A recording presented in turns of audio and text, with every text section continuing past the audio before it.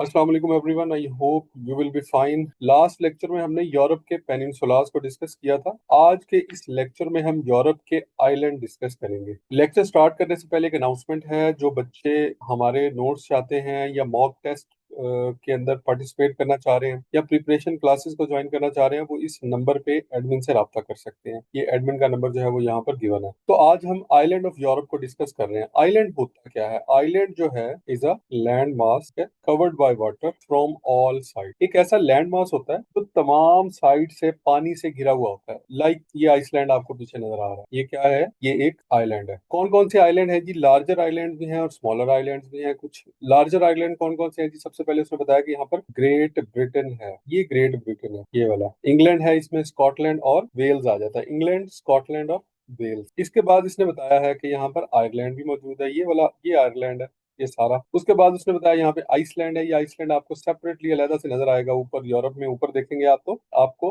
North Atlantic ocean में आपको ये नजर आएगा। और उसके साथ ऊपर ग्रीनलैंड। ग्रीनलैंड जो है, अगर आप इसको ज्योग्राफिकली देखें, ज्योग्राफिकली ये कहाँ पर है? ज्योग्राफिकली ये है नॉर्थ अमेरिका में। और बच्चों पॉलिटिकली किधर है? पॉलिटिकली जो है ये यूरोप में है। और किस कंट्री का पार्ट है? It's a part of Denmark. तो ये थे जी लार्जर आइलैंड। अच्छा, अब यहाँ पे आपने देखा होगा कि हमने ग्रेट ब्रिटेन का जिक्र किया, हमने यूनाइटेड किंगडम नहीं कहा इसको, हमने इसको इंग्लैंड नहीं कहा। तो क्या आपको पता है कि यूनाइटेड किंगडम, ग्रेट ब्रिटेन यानी जिसको हम जीबी भी कहते हैं, और इंग्लैंड, इनमें क्या फर्क है? तो होता यह है कि आमतौर पे स्टूडेंट्स इनको इंटरचेंजेबली इस्तेमाल करते हैं। ये क्वेश्चन आपसे अक्सर इंटरव्यू में पूछ लिया जाता है कि यूके, ग्रेट ब्रिटेन और इंग्लैंड के दरमियान में डिफरेंस बताएं, और बच्चे यहाँ पे कंफ्यूज हो जाते हैं। तो बच्चों आज जो है वो इसको नोट कर ले। यूके में क्या आता है? यूके में जो है ये यूनाइटेड किंगडम, यानी कि ये एक बड़ी टर्म है। इसमें सारे का सारा रीजन आता है। इसमें क्या आएगा? इंग्लैंड, ठीक है, प्लस स्कॉटलैंड, प्लस वेल्स, और प्लस इसमें आ जाता है नॉर्दर्न आयरलैंड। पूरा आयरलैंड नहीं, बल्कि आयरलैंड का सिर्फ ये ऊपर वाला नॉर्दर्न पार्ट। ये जो सदर्न आयरलैंड है ये एक सेपरेट सॉवरन कंट्री है, ये इसका पार्ट नहीं। इसके बाद हम बात करते हैं ग्रेट ब्रिटेन। अब ग्रेट ब्रिटेन में क्या आता है? ग्रेट ब्रिटेन ध्यान में रखिएगा बच्चों, ये आइलैंड। जैसा कि मैंने आपको पहले बताया कि ग्रेट ब्रिटेन में क्या आता है? इंग्लैंड, वेल्स और स्कॉट। क्या आता है? इंग्लैंड, स्कॉटलैंड और वेल्स। इसका मतलब है कि यूके जो है वो बड़ा रीजन है और ग्रेट ब्रिटेन जो है वो एक छोटा रीजन है। इसके बाद आ जाता है इंग्लैंड। तो इंग्लैंड जस्ट ये वाला रीजन, ये जो आपको नजर आ रहा है यहाँ पर, जस्ट ये इंग्लैंड है। ऊपर स्कॉटलैंड है, इधर वेल्स है और यहाँ पर नॉर्दर्न आयरलैंड। तो अब अगर आपसे ये पूछा जाए कि यूके, जीबी, ग्रेट ब्रिटेन और इंग्लैंड में क्या फर्क है, तो आई होप कि आप लोग अच्छे तरीके से इसको एक्सप्लेन कर सकते हैं। अच्छा, अब ये भी सवाल पूछा जाता है आप लोगों से कि ये जो ब्रिटिश आइल्स हैं ये किस ओशन के अंदर पाए जाते हैं? तो ये सारे के सारे जो हैं वो अटलांटिक ओशन में है। अटलांटिक ओशन की भी कौन सी साइड है? नॉर्थ साइड पे, ठीक है। नॉर्थ साइड मींस ऊपर वाली साइड है अटलांटिक ओशन की। नीचे वाली साइड में अटलांटिक ओशन में पता है ना आपको, अफ्रीका वगैरह है। उसके बाद देखें जी स्मॉलर स्मॉलर मेडिटेरेनियन सी आइलैंड्स। ये मेडिटेरेनियन सी के अंदर है, तो यहाँ पर ये शो नहीं हो रहे बिकॉज यहाँ पे हमने नॉर्थ सी, नॉर्वेजियन सी और वगैरह को जो है वो यहाँ पे डिमार्केट किया हुआ है, तो यहाँ पर आपको शो नहीं होंगे। नेक्स्ट जो स्लाइड है वहां पर आपको ये नजर आ जाएंगे। कॉर्सिका है, सार्डिनिया है, सिसिली है, बेलरिक है। इसके अलावा माउंट एटना है। माउंट एटना क्या है? Is the largest active volcano of Europe, is located in Sicily. ये इटली का जो है वो एक जजीरा है, सिसिली वहां पर है। अभी नेक्स्ट स्लाइड में मैं आपको ये दिखाता हूँ कि ये एक्चुअली है क्या और कहाँ पर वाक़ है। लेकिन जी यहाँ पे आपको ये सारे मिल जाएंगे। सबसे पहले ग्रेट ब्रिटेन, आयरलैंड, ग्रीनलैंड वगैरह जो है वो मैंने आपको दिखा दिया, वो हम पहले ही देख चुके हैं। This is great Britain. के बाद ये आइसलैंड है, ठीक है। यहाँ पर जो है वो यहाँ पे कहीं पे ग्रीनलैंड बनता है। और उसके बाद क्या है जी? आयरलैंड है, आइसलैंड है, ग्रीनलैंड है वगैरह वगैरह, ये हो गया सारा। अच्छा, ये आयरलैंड है, ये वाला। अच्छा, अब स्मॉलर मेडिटेरेनियन सी आइलैंड्स आपने देखने हैं कौन कौन से हैं। तो सबसे पहले अगर आप गौर करें तो आपको यहाँ पर कॉर्सिका नजर आएगा, ये वाला। ये छोटा सा जो आइलैंड है ये कॉर्सिका है और ये फ्रांस का पार्ट है। आपसे ये भी पूछा जा सकता है कि कॉर्सिका जो है वो किसका पार्ट है, ठीक है। तो ये फ्रांस की आउटसाइड टेरिटरी है। देन आपके पास सर्डिनिया आ जाता है, ये इटली का पार्ट है, ये वाला। ये सर्डिनिया है और ये किसका पार्ट है? इटली की टेरिटरी है। उसके बाद सिसिली आ जाता है। सिसिली का भी मैंने आपको बताया था। ये देखिए, अगर ये इटली के ये बूट नुमा शक्ल देखें तो इसके साथ जो है वो नीचे आपको ये वाला जो एक छोटा सा आइलैंड नजर आ रहा है, ये क्या है? This is Sicily. और ये जो इलाका है ये माफियाज के हवाले से, स्मगलिंग के हवाले से और मंशियात के हवाले से बड़ा फेमस है। तो आपने अक्सर जो है वो सिसिलियन माफिया का नाम सुना होगा। वो इसी एरिया के हवाले से उनको सिसिलियन माफिया कहा जाता है, ठीक है। कि यहाँ के जो माफियाज हैं वो बड़े स्ट्रांग हैं और पूरी दुनिया के अंदर जो है वो अपनी रूट्स रखते हैं और पूरी दुनिया के अंदर अपनी जो है वो एक उनकी एग्जिस्टेंस मौजूद है। इसके बाद आपको बेलरिक आइलैंड है एक छोटा सा, तो ये देखें, ये बेलरिक आइलैंड जो है वो आपको ये नजर आ रहा है, ये स्पेन का पार्ट। इसके बाद mount Etna is the largest active volcano in Europe. ये कहाँ पर है माउंट एटना? वो भी यहाँ पर है। ये देखें, ये सिसली है इटली के नीचे, और यहाँ पर जो है वो माउंट एटना है। ये क्या है, इसकी खासियत क्या है कि largest active volcano of Europe है। और इसके बारे में अक्सर सवाल पूछ लिया जाता है, बिकॉज यूरोप में इतनी ज्यादा एक्टिव वॉल्केनोज नहीं है। हाँ, आपको पैसिफिक ओशन के इर्द गिर्द जो है वो एक्टिव वॉल्केनोज नजर आएंगी, ठीक है, और बहुत ज्यादा नजर आएंगी, क्योंकि बिकॉज पैसिफिक के इर्द गिर्द जो है वो पैसिफिक रिंग ऑफ फायर है। अगर आपको याद हो तो हमने पढ़ा था, that is Pacific ring of fire. कुछ और सी देखते हैं। सबसे पहले देखेंगे, आपको नॉर्थ में नॉर्वेजियन सी नजर आता है। नॉर्वे के साथ क्या है? नॉर्वेजियन सी है। क्या क्वेश्चन आपसे पूछा जा सकता है कि नॉर्वेजियन सी जो है वो कौन से ओशन के अंदर है? तो it is in Atlantic ocean. कौन सा अटलांटिक ओशन जी? नॉर्थ अटलांटिक ओशन, ठीक है, कौन सा? North Atlantic. और इसके अलावा क्या सवाल पूछा जा सकता है कि नॉर्वे और आइसलैंड के दरमियान में कौन सा जो है वो सी है? तो ये नॉर्वेजियन सी है। इसी तरह आपको पूछा जा सकता है कि फेरो आइलैंड जो है वो कौन से सी के पास है या कौन से सी के अंदर है? तो भी आप बता सकते हैं कि नॉर्वेजियन सी है, ठीक है। नॉर्वे के साथ कौन सा सी है? वो भी नॉर्वेजियन सी है। तो इस तरह के क्वेश्चन आपसे पूछे जा सकते हैं। इसके बाद आ जाता है जी नॉर्थ। नॉर्थ सी आपको कहाँ पे मिलता है? ये है, दिस इज नॉर्थ सी। अब नॉर्थ सी जो है इसके आसपास क्या है, क्या क्या क्वेश्चन यहाँ से बन सकते हैं? तो नॉर्वे के साथ है एक, तो ठीक है। दूसरा, यहाँ पर नेदरलैंड और बेल्जियम जो है वो यहाँ पे मौजूद है, यूके मौजूद है, ठीक है। अगर आपसे ये भी पूछा जा सकता है कि नॉर्वे और यूके के दरमियान में कौन सा सी है। इसी तरह से आपसे ये पूछा जा सकता है कि बेल्जियम और नेदरलैंड के साथ जो है वो कौन सा सी लगता है? तो आप बता सकते हैं कि ये सारे का सारा नॉर्थ सी का एरिया है।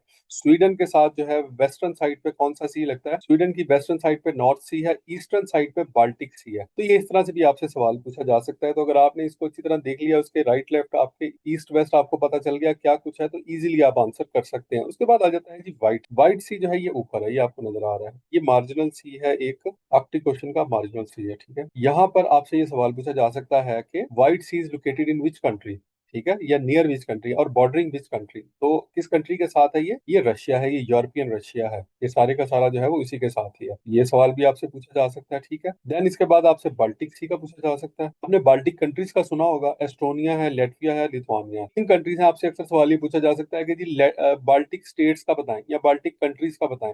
तो बाल्टिक स्टेट्स जो है बच्चों तीन हैं, बाल्टिक सी के साथ बाल्टिक स्टेट्स कौन कौन सी है? एस्टोनिया है, लेटविया है और लिथुआनिया है, ठीक है। ऊपर क्या है? ऊपर फिनलैंड है, जो फिनलैंड के साथ भी है। और इस साइड पे, अगर वेस्टर्न साइड पे देखा जाए तो इसके स्वीडन है, ठीक है। इसके साउथ में देखा जाए तो पोलैंड है। अब आपसे ये भी पूछा जा सकता है कि पोलैंड के नॉर्थ में कौन सा सी है? तो वो बाल्टिक सी है। यानी इस तरह के सवालात आपसे पूछे जा सकते हैं। कुछ और इंपॉर्टेंट ज्योग्राफिकल फीचर्स हैं हमारे पास। इंग्लिश चैनल कहाँ पे है? इंग्लिश चैनल के बारे में काफी बार सवाल आ चुका है। देखें, ये मेनलैंड यूके है, ये वाला सारा, ठीक है, और नीचे ये फ्रांस है। इनके दरमियान में अगर आप देखें तो ये जो वाटर चैनल आपको नजर आ रहा है, इसको क्या कहा जाता है? इसको इंग्लिश चैनल कहते हैं। This is English channel. और उसने ये बताया कि साउथ हैम्पटन जो है वो यहाँ पर मेन पोर्ट है ब्रिटेन की, ये साउथ हैम्पटन। अच्छा, ये जो एरिया है, ये वाली जो ये नैरो स्ट्रिप ऑफ वाटर है ना, ये स्ट्रेट ऑफ डोवर है, स्ट्रेट ऑफ डोवर। अच्छा, स्ट्रेट ऑफ डोवर जो है ये क्या कर रही है? इंग्लिश चैनल को नॉर्थ सी से कनेक्ट करने का काम भी कर रही है। आपसे ये भी सवाल पूछा जा सकता है कि Strait of Dover connect English Channel and North Sea. इस तरह से आपसे ये भी पूछा जा सकता है कि स्ट्रेट ऑफ डोवर सेपरेट किस किस को सेपरेट करती है? तो मेनलैंड यूके को फ्रांस से सेपरेट करती है, ठीक है। यहाँ पे अंडर सी टनल भी एक मौजूद है। यहाँ पे ट्रेवल करने के लिए क्या है? एक अंडर सी टनल भी मौजूद है यहाँ पर, इसके अंदर। और ये समंदर के नीचे से एक टनल बनाया हुआ है इन्होंने। अच्छा, ये जो एरिया है, इस एरिया में जो गैर कानूनी तौर पे लोग माइग्रेट करके जाते हैं फ्रांस से यूके की तरफ, वो भी बहुत ज्यादा है, ठीक है। तो ये इंग्लिश चैनल के जो है वो काफी सारे इश्यूज हैं। अक्सर आपने न्यूज में भी सुना होगा इसके बारे में। इवन प्राइम मिनिस्टर यूके काफी बार कह चुका है कि हमें उन तमाम लोगों को रोकना होगा जो इंग्लिश चैनल के थ्रू गैर कानूनी तौर पर यूके में दाखिल हो रहे हैं, मेनलैंड यूके को जो है वो यहाँ पर आके पॉपुलेटेड कर रहे हैं। अच्छा, इसके बाद जी डोवर स्ट्रेट की बात करते हैं। Shortest sea route between England and mainland Europe में, इंग्लैंड और मेनलैंड यूरोप जो है, यहाँ बिल्कुल ठीक है, इंग्लैंड और मेनलैंड यूरोप या इंग्लैंड और फ्रांस के दरमियान में जो शॉर्टेस्ट रूट अगर आप देखें वो यहाँ पर है। इधर भी रास्ता लंबा है, यहाँ भी लंबा है, यहाँ भी रास्ता लंबा है। तो ये शॉर्टेस्ट रूट जो है वो कहाँ पे है? वो इस जगह पे लाई कर रहा है। और क्या है जी? Famous for under sea tunnel, ये मैं आपको बता चुका हूँ। ये सेपरेट करता है इंग्लैंड को फ्रांस से और कनेक्ट करता है इंग्लिश चैनल को नॉर्थ सी। ये हम सारा पढ़ चुके हैं। कील कैनाल जो है वो यहाँ पर एक इंपॉर्टेंट फीचर है। वो क्या है? कनेक्ट्स नॉर्थ सी, ये नॉर्थ सी है, इसको कनेक्ट करती है किससे? बाल्टिक सी से। अगर आप गौर करें तो हियर इट लाइज कील कैनाल, ये है, ये क्या करती है, ये आर्टिफिशियल कैनाल है, ये भी यहाँ से ये बाल्टिक सी के साथ कनेक्ट करती है, किसको, नॉर्थ सी को। ठीक है, नॉर्थ सी को इससे बाल्टिक सी से कनेक्ट करती है। ये सवाल भी आपसे पूछा जा सकता है, कील कैनाल कहाँ लोकेटेड है, किस में लोकेटेड है भाई, ये क्या है, दिस इज जर्मनी, जर्मनी के सदर्न नॉर्दर्न पार्ट में है। ठीक है, किस किस को कनेक्ट करिए, नॉर्थ सी को बाल्टिक सी के साथ कनेक्ट करती है। देन हम बात करते हैं जी बाल्टिक सी की। बाल्टिक सी के अंदर कंट्रीज कौन कौन से, ये तो मैंने आपको पहले ही बता दिया था, एस्टोनिया है, लेटविया है, लिथुआनिया है इसके साथ साथ। लेकिन अब इसके साथ और कौन कौन से इंपॉर्टेंट फीचर्स हैं जिनके बारे में सवाल पूछा जा सकता है। ये नॉर्दर्न एक्सटेंशन ऑफ, इसमें गल्फ ऑफ बोथनिया आती है। सबसे पहले क्या है जी, this is Gulf of Bothnia, this is the northern extension of Baltic Sea. ये देखिए, अगर आप ये देखें तो ये नॉर्दर्न एक्सटेंशन है। ठीक है, अच्छा गल्फ किसे कहते हैं, जैसे नैरो इनलेट ऑफ वाटर, या ये एक ऐसी वाटर बॉडी है जिसके तीन साइड पे लैंड मास है, एक दो और तीन, और एक साइड जो है यहाँ पर वाटर। तो ऐसी जो लैंड फीचर होता है, ऐसा जो ज्योग्राफिकल फीचर है, उसको क्या कहा जाता है, उसको गल्फ कहा जाता है। This is called gulf of Bothnia. इसके बाद आ जाती है गल्फ ऑफ फिनलैंड, तो फिनलैंड के साथ गल्फ ऑफ फिनलैंड। अब आपसे ये भी सवाल पूछा जा सकता है कि गल्फ ऑफ फिनलैंड जो है वो फिनलैंड की कौन सी साइड पे है, तो ये इसकी सदर्न साइड पे है, नीचे। तो gulf of Finland important parts are Helsinki, sorry important ports हैं इसकी, कौन कौन सी, हेलसिंकी, ये ऊपर ये फिनलैंड की पोर्ट है जी हेलसिंकी। और कौन सी है, सेंट पीटर्सबर्ग है, यहाँ पर एक पोर्ट है, ये रशिया की है। और इसकी सदर्न साइड पे जो है वो एक पोर्ट मौजूद है जिसको टेलिन कहा जाता है, ये एस्टोनिया के यहाँ पर है अभी। और उसके बाद गल्फ ऑफ रीगा है, this is Gulf of Riga, ये वाली। तो ये गल्फ ऑफ रीगा के बारे में क्या सवाल पूछा जा सकता है कि कौन कौन से कंट्रीज को बॉर्डर करती है, तो एक एस्टोनिया है, दूसरा इसके साथ लेटविया है। अच्छा ये भी पूछा जा सकता है कि गल्फ ऑफ रीगा जो है is the extension of which sea, तो ये बाल्टिक सी की ही एक्सटेंशन है। इस तरह गल्फ ऑफ फिनलैंड है, गल्फ ऑफ बोथनिया है, ये किस में है, ये बाल्टिक सी की ही जो है वो क्या है, एक्सटेंशन है। इसके बाद है जी Strait of Gibraltar. Strait of Gibraltar जो है वो यहाँ पर मौजूद है। ठीक है, यहाँ पे अटलांटिक ओशन है और यहाँ पर ये मेडिटेरेनियन सी है। सबसे पहले आ जाता है एल्बोरान। तो आपको सवाल ये भी पूछा जा सकता है कि अटलांटिक ओशन और एल्बोरान सी को आपस में क्या कनेक्ट कर रही है, वो स्ट्रेट ऑफ जिब्राल्टर है। स्ट्रेट ऑफ जिब्राल्टर का दूसरा नाम क्या है, की टू मेडिटेरेनियन है। मोरक्को और स्पेन को आपस में एक दूसरे से कौन सी स्ट्रेट अलग कर रही है, तो ऑब्वियसली वो भी स्ट्रेट ऑफ जिब्राल्टर है। एशिया, सॉरी अफ्रीका और यूरोप को कौन सी स्ट्रेट अलग कर रही है, तो वो भी स्ट्रेट ऑफ जिब्राल्टर है, यहाँ पर यही वाली। तो इसके बारे में काफी सारे क्वेश्चंस आपसे पूछे जा सकते हैं।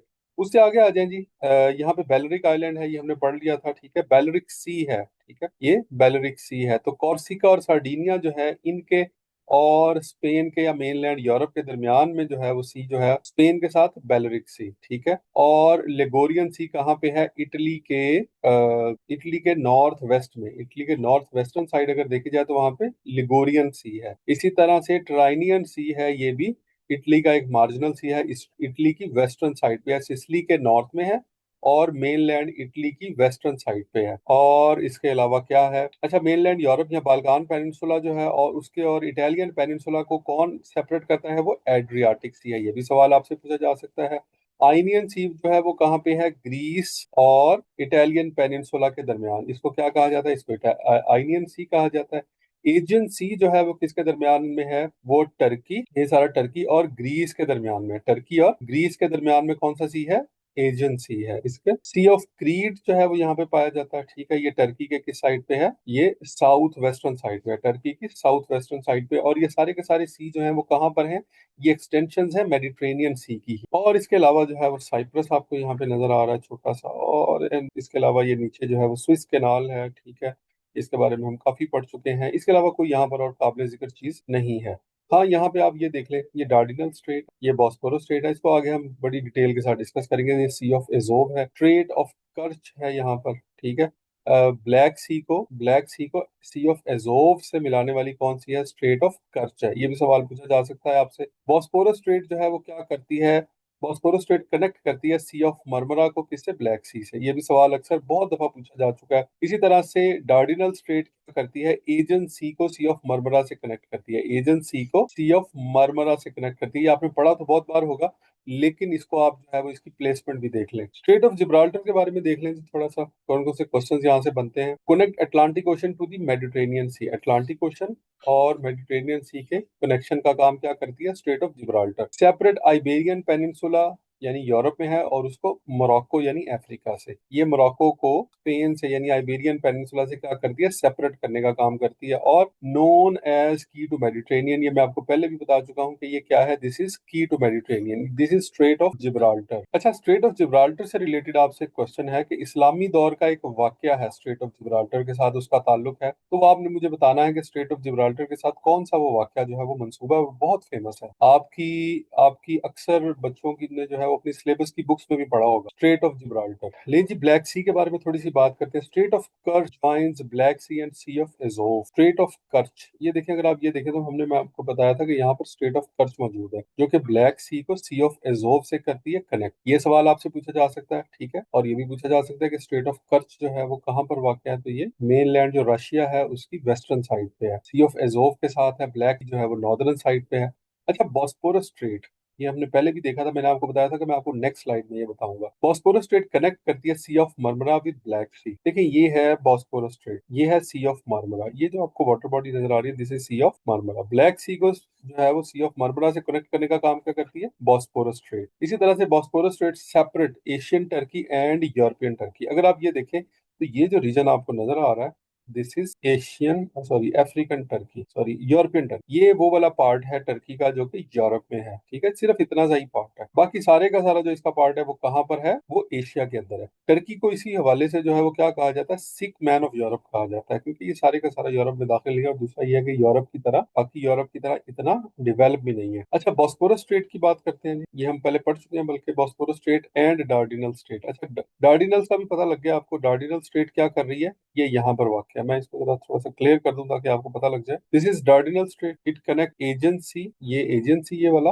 को सी ऑफ मार्मरा से, ठीक है, एजियन सी और सी ऑफ मार्मरा को आपस में कनेक्ट करने का काम क्या कर रही है, दिस इज डार्डिनल स्ट्रेट। ये भी सवाल पूछा जा सकता है आपसे। बॉस्पोरस स्ट्रेट और डार्डिनल स्ट्रेट जो है, इनको कलेक्टिवली क्या कहा जाता है, इनको टर्किश स्ट्रेट्स कहा जाता है। अगर आप गौर करें तो ये दोनों स्ट्रेट्स कहाँ पे हैं, ये दोनों टर्की के अंदर ही है, ठीक है, डार्डिनल्स भी और बॉस्पोरस भी, इसलिए इनको टर्क ट्रेट्स भी कहा जाता है। अच्छा, यहाँ पर ये जो यूरोपियन रीजन है टर्की का, ये वाला, इसको थ्रेस कहा जाता है। क्या कहा जाता है, थ्रेस कहा जाता है। Is a historical region divided between three countries, Greece, Bulgaria and Turkey. Greece, Bulgaria और टर्की जो है वो इसके ऊपर जो है वो उनके काबज है। कुछ हिस्सा जो है वो इसका, अगर मैं आपको इसमें बताऊं कि कौन कौन सा हिस्सा किसके पास है, तो ये थोड़ा सा इस तरह से बनता है।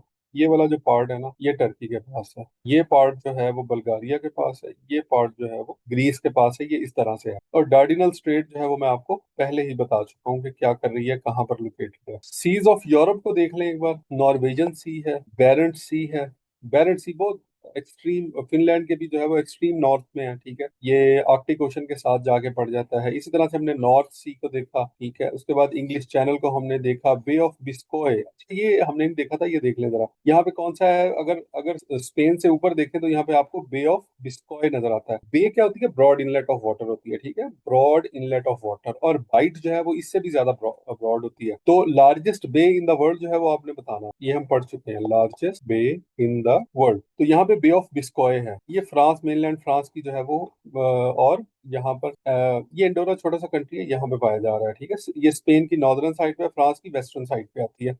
बे ऑफ बिस्कॉय। और क्या पढ़ा था जी हमने, मेडिटेरेनियन सी पढ़ा था, ठीक है, ब्लैक सी हमने पढ़ा, सी ऑफ एजोव हमने पढ़ा, बाल्टिक सी हमने पढ़ा, व्हाइट सी हमने पढ़ लिया, ठीक है, तो मैक्सिमम सी जो है वो यहाँ पे हमने कवर कर लिया, उनकी लोकेशन हमने देख लिया, उनसे रिलेटेड क्वेश्चन आपसे पूछे जा सकते हैं, वो सारे के सारे हम देख चुके हैं। ये एक और एंगल से जो है वो रिवर्स ऑफ यूरोप को दिखाया गया, देखें जी, वोल्गा है, डॉन है, डैनिपर है, डेन्यूब है, विस्टूला है, अडर है, एल्बे है, डेन्यूब है, पो है, रोन, लॉयर है, सेन है, राइन है, टैगस रिवर है, ठीक है, थेम्स है। जैसे थेम्स रिवर के बारे में जो है वो क्वेश्चन अक्सर आ जाता है कि London is situated on which river, ये एक सवाल अक्सर पूछा जाता है। इसके बाद शैनन रिवर है, अगर आप गौर करें तो ये शैनन रिवर जो है वो आपको आयरलैंड में नजर आ जाती है। कहाँ पे, आयरलैंड में। तो ये रिवर किस किस कंट्री से गुजर रहे हैं, ये आप देख लीजिएगा, मैं आपको ये सारा नहीं पढ़ाऊंगा, सब्जेक्टिव डिटेल, इसमें कुछ भी समझने वाली बात नहीं है, ये आप इसको देख लें। और रिवर्स ऑफ यूरोप का जो है वो एक और एंगल से दिखाया गया, अगर आपने ये देखना हो कि आपको समझ नहीं आ रही कि कौन कौन से कंट्री से गुजर रहा है, तो ये देखें कि ये वाला जो है, ये जो रिवर है, ये यहाँ से जो है वो कौन कौन से कंट्री से, ठीक है, डेनिपर वगैरह है, ठीक है। उसके बाद डेन्यूब कहाँ से गुजर रहा है, रोमेनिया बल्गारिया वाले रीजन से गुजर रहा है, ठीक है। ये जो है विस्टोला रिवर कहाँ से गुजर रहा है, तो आपको कंट्रीज का भी पता लग जाएगा कि किस किस जगह से ये गुजर रहे हैं, ठीक। अगर आप में से किसी को जो है वो ये समझ ना आ रहा हो कि इनको याद कैसे रखना है, तो आप इसके हिसाब से भी देख सकते हैं, ठीक है। लेकिन यहाँ पे कुछ डिमार्केटेड हैं, कुछ नहीं है। जैसे थेम्स रिवर यहाँ पर डिमार्केटेड नहीं है, शैनन रिवर जो है वो यहाँ पर डिमार्केटेड नहीं है। तो लेकिन कुछ ना कुछ हद तक आपको जो है वो यहाँ पर हेल्प मिल जाएगी इस मैप से। तो कोई भी मैप जो है वो परफेक्ट नहीं होता, कोई मैप ऐसा नहीं है जिसमें हर तरह का लैंड फीचर जो है उन्होंने उसमें शो किया और दिखाया गया। बिकॉज अगर इसमें सारी चीजें डाल देंगे तो वो मैप जो है वो उसमें कुछ भी समझ नहीं आएगा आपको।